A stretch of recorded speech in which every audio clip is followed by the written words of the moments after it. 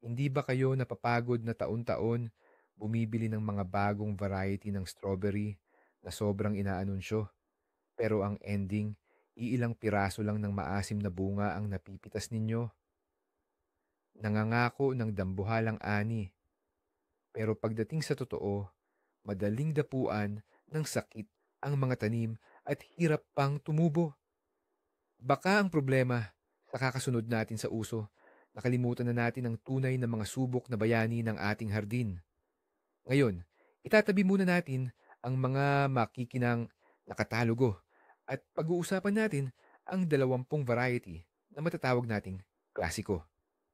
Ito yung mga variety na dekada nang nagpapakain sa mga nagahardin mula timog hanggang hilaga at hindi nangangailangan ng kung ano-anong komplikadong pag-aalaga.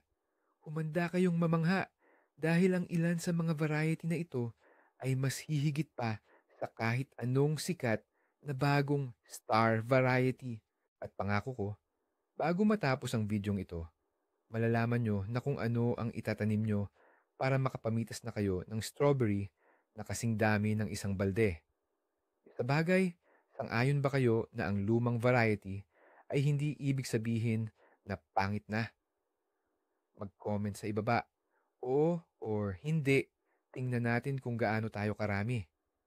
Bago tayo magsimula sa ating listahan ng mga alamat na variety, unawain muna natin kung bakit nananatiling matatag ang mga klasiko hanggang ngayon. Hindi naman humihinto ang selection process.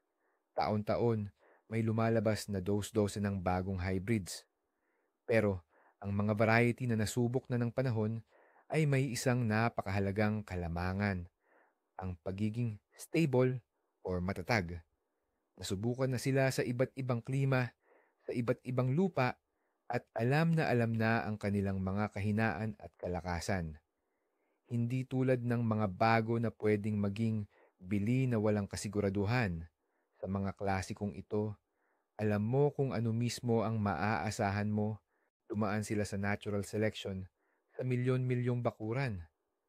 Kaya naman, pagdating sa garantisadong ani, marami sa mga bihasang hardinero ang bumabalik sa gintong klasiko na ito. At ang listahan natin ngayon ay hindi lang basta pagpapangalan. Ito ang inyong tiket para sa mundo ng matatag at masaganang ani ng strawberry. Magsimula tayo sa isang tunay na alamat na itinuturing ng marami bilang pamantayan ng perpektong lasa. Kilalanin natin ang variety na tinatawag na Senga Sengana. Kahit pa inalagaan at pinalaki ito sa Germany, mahigit 50 taon na ang nakalipas, nananatili pa rin itong isa sa pinakapopular na variety sa Europa. At may dahilan yan.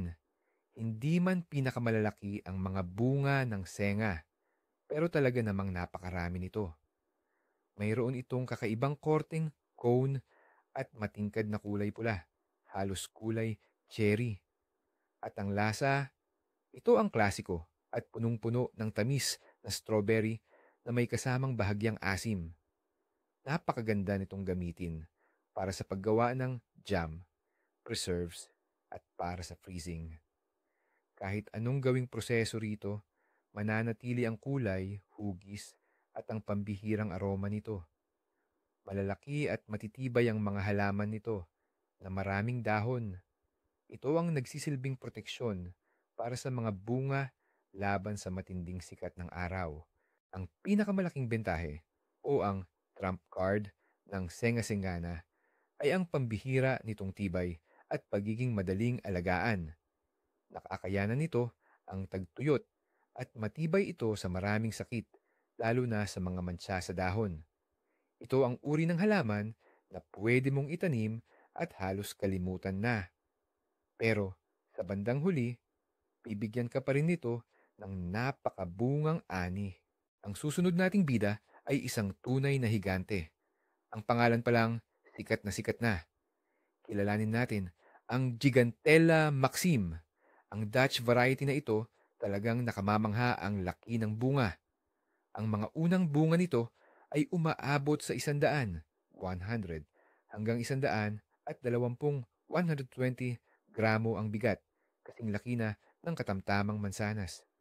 Isipin nyo na lang ang tuwa ng mga bata kapag nakita nila ang ganitong milagro sa halamanan. Ang mga bunga ay may kakaibang hugis, medyo crested o hindi pantay, may matigas ngunit malinamnam na laman, at may matamis na lasang pinya. Sa kabila ng kalakihan nito, hindi ito matubig o watery. Ang higantela ay isang late maturing na uri ng strawberry, kaya naman napahahaba nito ang ating strawberry season.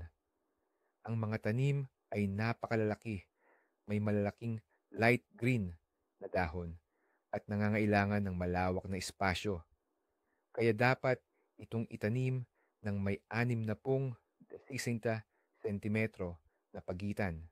Isang mahalagang paalala, ang variety na ito ay napakahilig sa tubig, lalo na sa panahon ng paglaki ng bunga.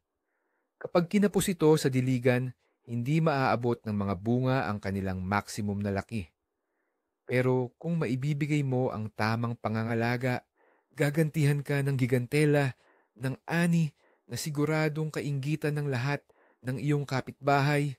Ngayon, pag-usapan naman natin ang tinatawag na Royal Highness sa mundo ng strawberry. Ito ang variety na Queen Elizabeth II, Reyna Elizabeth II. Isa ito sa pinakauna at pinakatanyag na remontant varieties na nagdulot ng malaking pagbabago o revolusyon sa pagtatanim ng mga hobbyist. Ano ba ang ibig sabihin ng remontant? Ibig sabihin, kaya nitong mamunga ng paulit-ulit o by waves sa loob ng isang season. Nagsisimula ito sa bandang dulo ng Mayo hanggang sa magsimula ang lamig or frost. Isipin nyo, maaari kang makatikim ng fresh na strawberry diretso mula sa halamanan kahit na Setyembre na. Ang mga prutas ng Elizabeth II ay napakalalaki, umaabot sa 40 hanggang 50 gramo ang bigat. Tamang-tama ang hugis, matingkad na pula at napakakintab. Ang laman nito ay siksik, makatas at may perpektong balanse ng asim at tamis. Ang variety na ito ay hindi lang pang fresh eating. Napakaganda rin ito para sa lahat ng uri ng processing at pag-freeze. Ang mga halaman ay matitibay at marami itong inilalabas na runners o salubsob. Ang maganda pa, ang mga ito ay namumunga at namumulaklak din agad sa taon ding iyon. Pero syempre, may kapalit ang ganitong kasaganahan. Kailangan ng variety na ito ng napaka-fertile na lupa at regular na pataba sa buong season. Kapag kulang sa nutrisyon, madaling manghina ang halaman at liliit naman ang bunga. Kung gusto mo ng variety na unang-unang mamumunga sa season, hanapin mo na ang honey. Ito ay isang American variety na sobrang aga kung mahinog. Habang namumulaklak pa lang ang ibang varieties, mayroon ng hinog na bunga ang honey. Ito ang sagot sa pananabik mo sa sariwang strawberry, lalo na matapos ang mahabang taglamig. Ang mga prutas nito ay katamtaman hanggang malaki. May klasikong hugisapa or kunikal at makintab na balat na matingkad na pula. Napakasarap ng lasa, matamis, na may kasamang bahagyang asim na nakaka-refresh.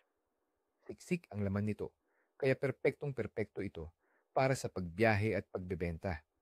Hindi madaling mapipi ang mga prutas at matagal bago mawala ang ganda nitong pangkomersyal. Ang mga halaman ng honey ay compact pero malalakas at may matingkad na berdeng dahon. Kilala rin ito sa mataas na tibay nito laban sa lamig at pagtuyot. Dagdag pa rito, natural itong resistant sa karamihan ng sakit sa dahon na dulot ng fungus. Ang tanging depekto lang nito ay madali itong kapitan ng pagkabulok ng ugat. Kaya napakahalaga na iwasan itong itanim sa mabababang lugar kung saan naiipon ng tubig at siguraduhin na maayos ang drainage. Heto naman ang isang variety na talagang para sa mga tunay na gourmet. Pinahahalagahan ito Hindi dahil sa laki, kundi dahil sa walang kapantay na lasa at bango. Ito ang variety na kupchiha. Sa teknikal na aspeto, hindi ito purong strawberry, kundi isang Zemclunica. Ito ay hybrid ng garden strawberry at ng muscat strawberry. Kinuha nito ang lahat ng pinakamaganda mula sa mga pinagmulan nito. Ang bunga ng kupchiha ay hindi gaano kalaki, pahaba, at minsan ay may kakaibang hugis. Kulay itim na pula ito na may bakas ng violet. Pero ang pinakamatindi rito, ang lasa. Sobrang tamis nito. May iba't ibang layer ng lasa na may matitingkad na nota ng muskat at ng wild strawberry or forest berry. Ang bango nito, sadyang aabot at maaamoy mo kahit ilang metro ang layo mo sa taniman. Ito ay isang dessert variety na mas masarap kung kakainin mo mismo pagkapitas sa puno. Ang mga tanim ng kupchiha ay mataas, matibay, at may napakaraming sanga na may bulaklak. Ang ani nito ay sadyang phenomenal. Literal na punong-puno ng bunga ang bawat halaman. Isa pa sa matinding bentahe nito ay ang pambihirang tibay nito sa lamig at ang pagiging resistant nito sa sakit. Halos hindi ito tinatablan ng gray rot at ng strawberry mite, kaya naman mas madaling alagaan. Ito ang perpektong variety para sa organic farming. Dumako naman tayo sa isa pang malaking pangalan mula sa Great Britain, ang variety na Lord. Ang pangalan nito ay tugmang-tugma sa mga katangian. Ito ay isang uri ng strawberry na matibay, maaasahan, at may sobrang daming ani. Ito rin ay may late maturity period. Pero ang pinakamalaking bentahe nito ay ang tagal ng buhay. Ang mga halaman ng Lord ay maaaring tumubo at magbunga ng sagana hanggang 10 taon sa iisang lugar. Ito ay napakalaking kaibahan sa normal na strawberry na inirerekomendang palitan bawat 3 o 4 na taon. Malaking tipid ito sa oras at lakas para sa mga hardinero. Ang mga bunga nito ay napakalaki, lalo na sa unang anihan. Kadalasan ay umaabot sa 70 hanggang 80 gramo ang bigat. Ang hugis ay hugis kono na bilugan ang dulo at ang kulay ay matingkad na pula. Ang lasa nito ay klasiko. Isang perpektong balanse ng matamis at asim na talagang nakakagana. Ang laman naman ay sapat na siksik. Ang ani ng Lord ay nananatiling mataas at stable taon-taon. Ang mga halaman ay matatangkad, malalaki at maraming bulaklak. Ito ay isang variety na mahusay sa lamig, bagamat mas mabuting takpan or protektahan ito lalo na sa mga taglamig na walang niyebe. Ipinapakita rin nito ang mataas na resistensya sa sakit na gray mold or kulay abong bulok. Ang Lord ay ang perpektong pagpipilian para sa praktikal na hardinero na nagnanais ng matatag at mataas na ani ng malalaking bunga nang hindi nag-aaksaya ng oras sa taunang paglilipat ng tanim. Ngayon, pag-usapan naman natin ang isang variety na maituturing nating pambansang pambato o workhorse. Ito ang Festivalnaya romashka. Isa itong matanda at subok ng variety mula pa sa Soviet era at hanggang ngayon, sikat pa rin ito. Pinalaki ito noong kalagitnaan ng ika-20 siglo at mula noon, minahal na ito ng milyon-milyong gardeners dahil sa pagiging maaasahan at madaling alagaan. Ang mga bunga ng Festival Naya ay katamtaman lang ang laki, hugis itlog o parang bilog na cone na may kaunting leeg sa dulo. Ang kulay nito ay matingkad na pula at makintab.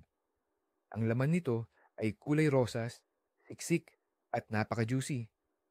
Ang lasa ay sobrang balance, matamis na may kaunting asim, at may malakas na amoy ng strawberry. Ito ay isang all-around na variety. Masarap kainin ng sariwa at perpekto rin sa mga preserves. Ang jam na gawa rito ay talagang nakakamangha. Ang mga halaman nito ay katamtaman ng taas at bahagyang nakakalat. Pero ang pangunahing bentahe ng Festival Naya ay ang pambihirang kakayahan nitong umangkop. Kaya nitong tumubo ng maayos sa iba't ibang rehiyon mula sa timog hanggang sa hilaga at tinitiis nito ang biglaang pagbabago ng panahon. Ito ay resistant din sa powdery mildew at gray mold. Siguro hindi ito ang pinakamalalaking strawberry sa merkado, pero siguradong magbibigay ito ng matatag at masarap na ani kahit pa hindi masyadong inalagaan.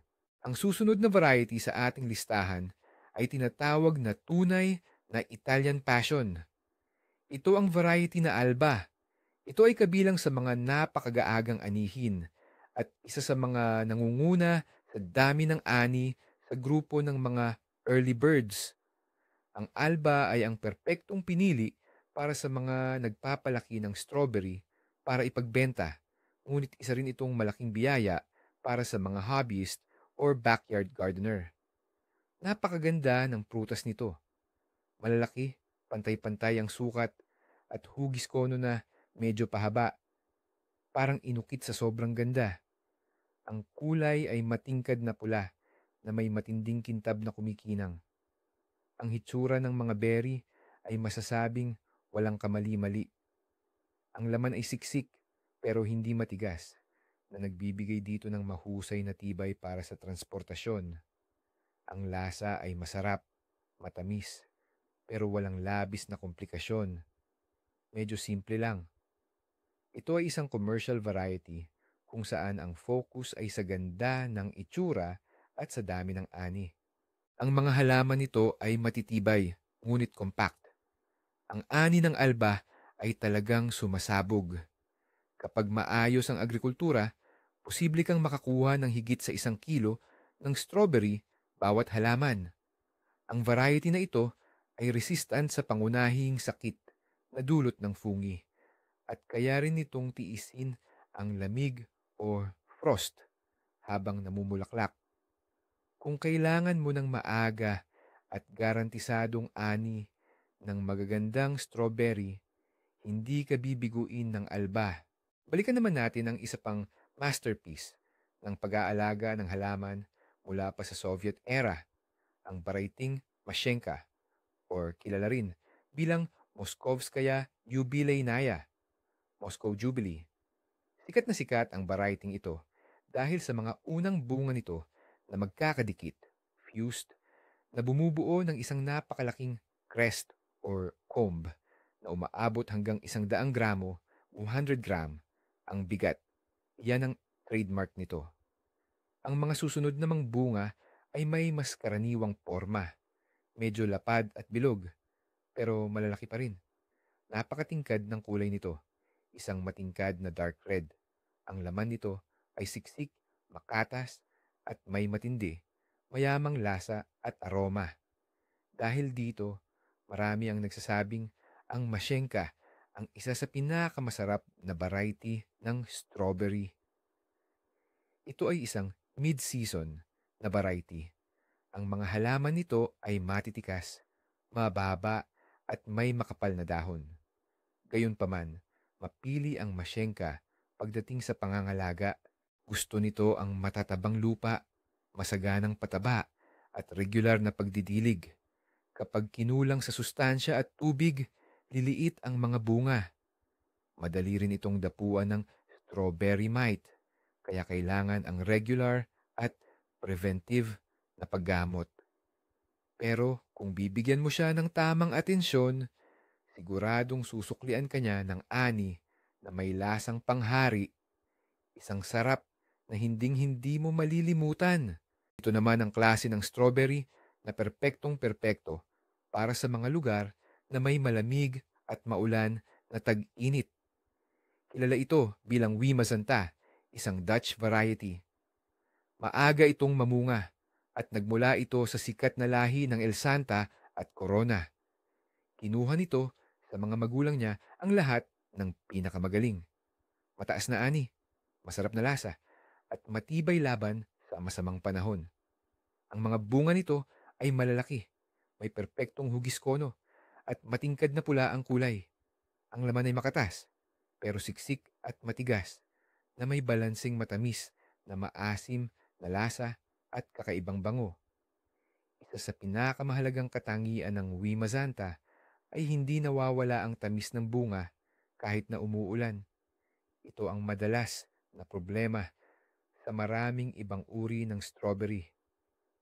Malalaki at malalapad ang mga puno nito. May mataas itong resistensya sa powdery mildew at sakit na nagiging dahilan ng pagkalanta. Kayang-kaya rin ito ang taglamig kahit na hindi masyadong makapal ang takip.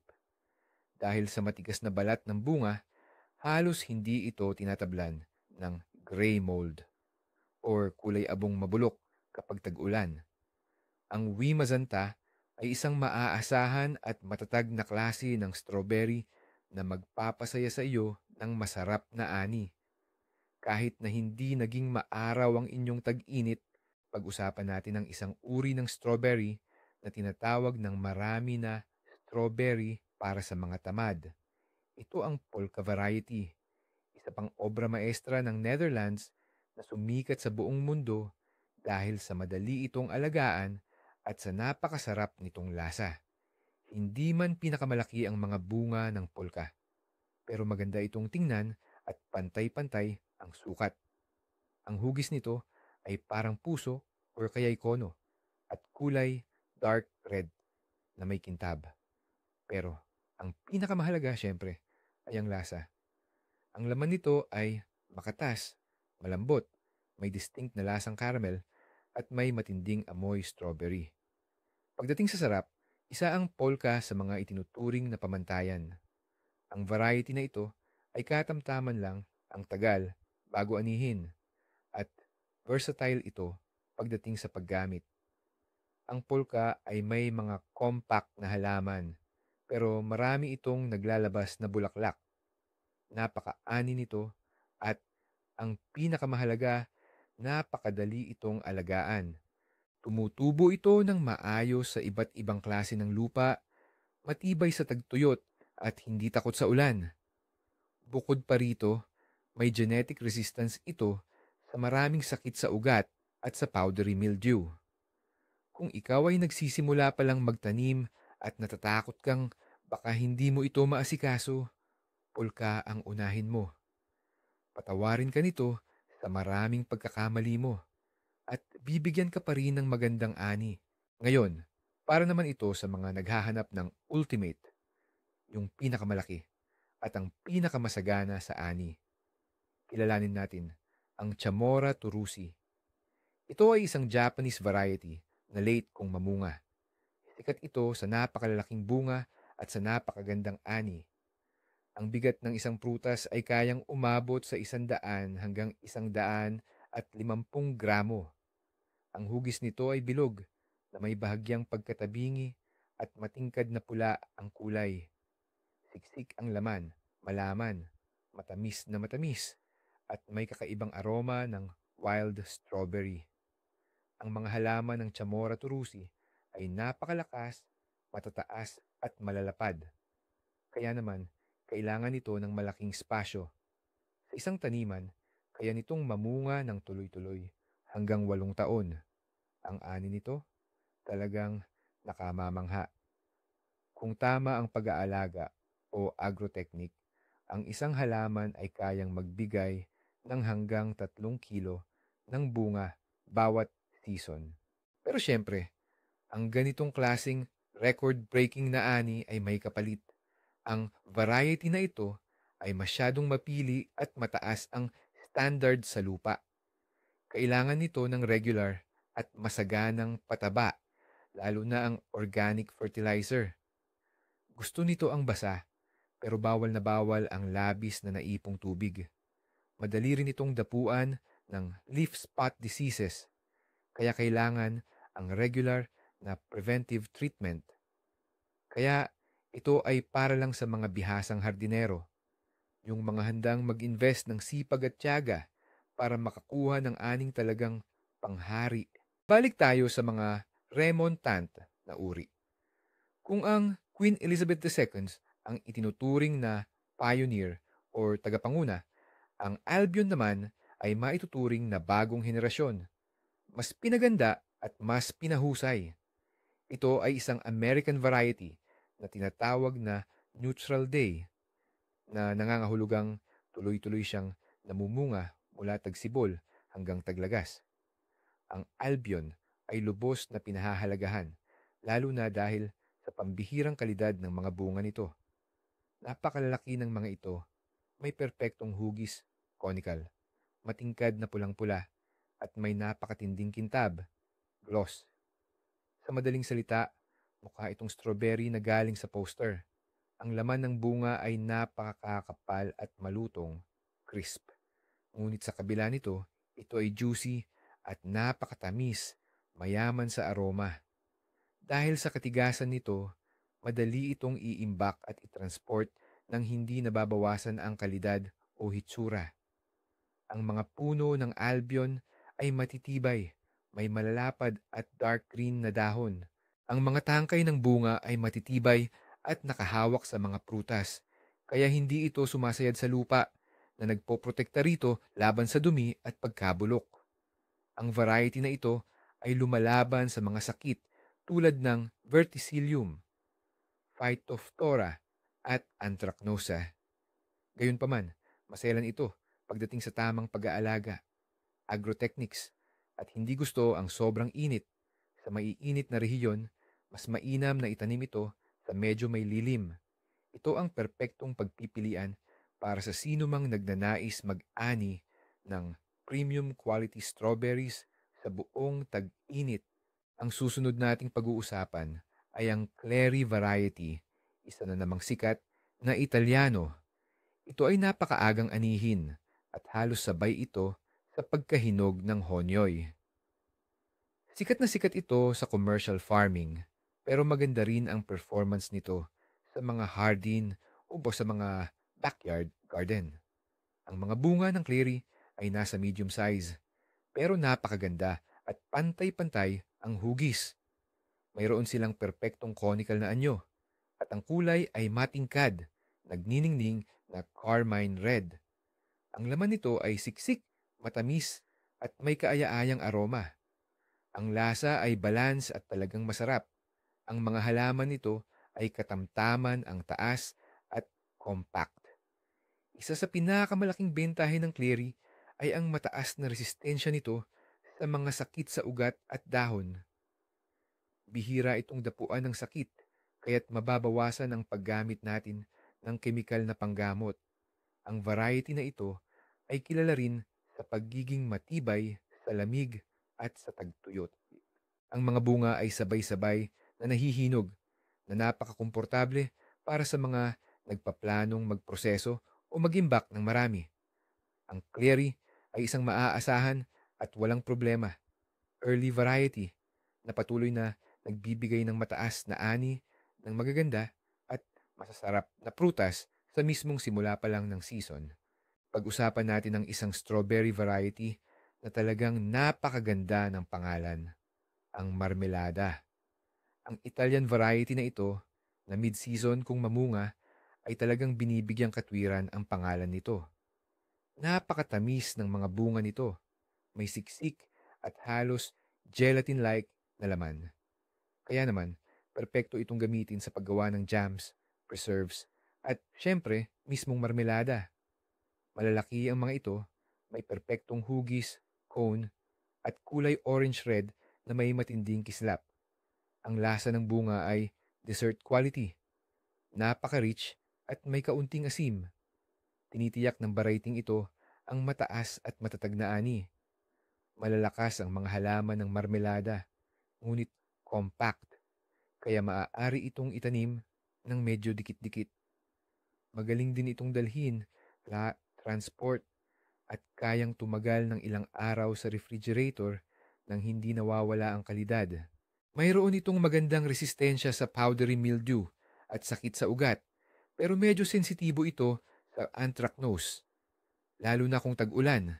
Ang marmelada ay isang napakagandang pagpipilian para sa mga mahihilig sa matatamis at sa mga gustong maghanda ng masasarap na preserves.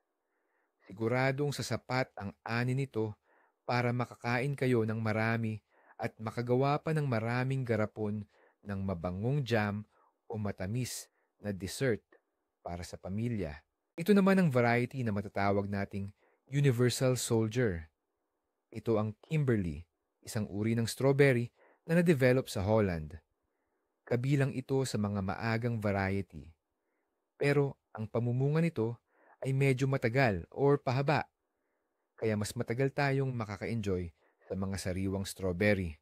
Ang mga bunga ng Kimberly ay napakalaki, hugis puso, at may malalim na kulay pula. Ang laman nito ay siksik, makatas, at napakataas ng sugar content. Ang lasa ng bunga ay parang caramel, pang dessert talaga, at halos wala itong asim. Para sa marami, ito ang isa sa pinakamatatamis na maagang variety. Ang mga tanim nito ay malalaki at madaling dumami ang dahon. Kilala rin ang Kimberly sa mataas nitong winter hardiness.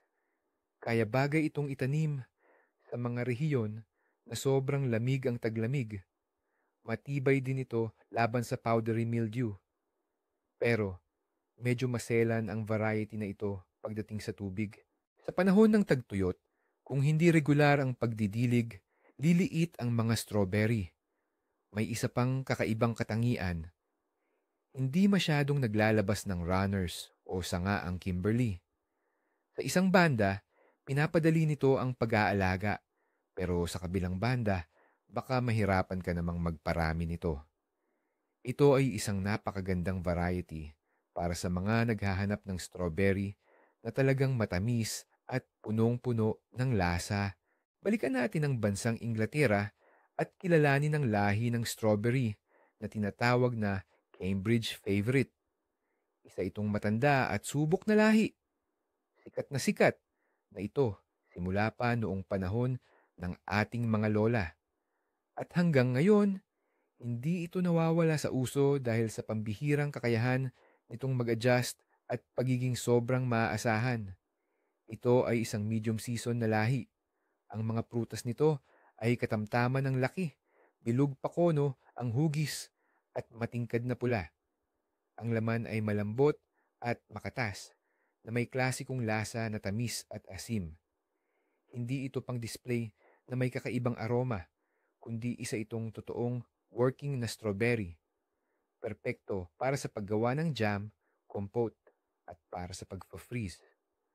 Ang pinakamalaking alas ng Cambridge Favorite ay ang kakayahan nitong umayon sa kahit anong kondisyon. Kayang-kaya nitong tumubo halos sa kahit anong uri ng lupa at nakakayanan nito ang tagtuyot at sobrang basa.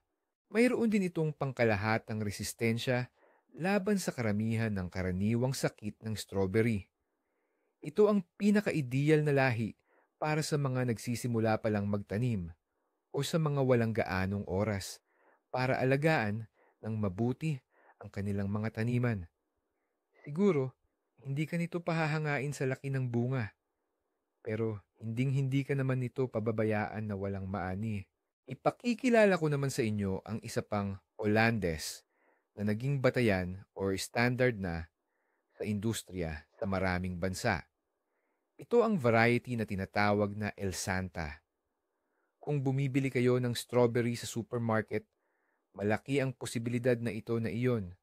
Ang sikreto ng kasikatan nito ay nasa perpektong anyo ng prutas.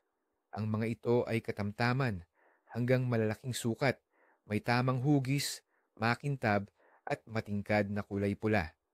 Ang laman nito ay siksik na siksik, kaya naman napakatagal itong mapreserba at napakadaling i-transport.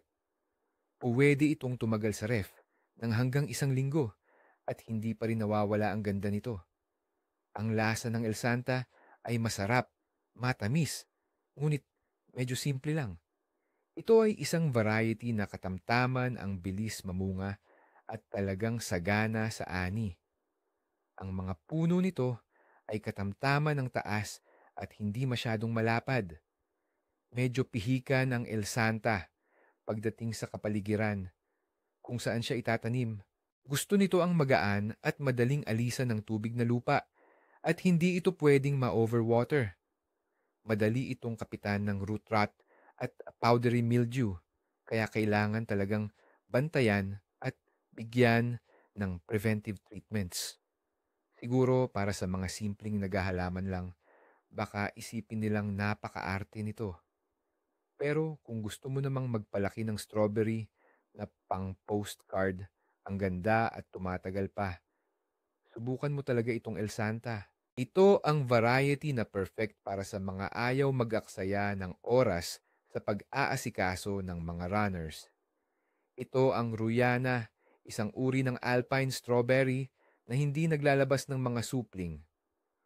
Oo, hindi ito yung malalaking klase ng strawberry na pang-garden, pero karapat-dapat itong mapabilang sa ating listahan dahil sa taglay nitong kakaibang ganda at katangian. Ang Ruyana ay bumubuo ng compact at biluging mga tanim na talagang walang inilalabas na runners, kaya napakadali nitong alagaan sa garden. Tuloy-tuloy ang pamumunga nito, simula Hunyo hanggang sa dulo ng panahon.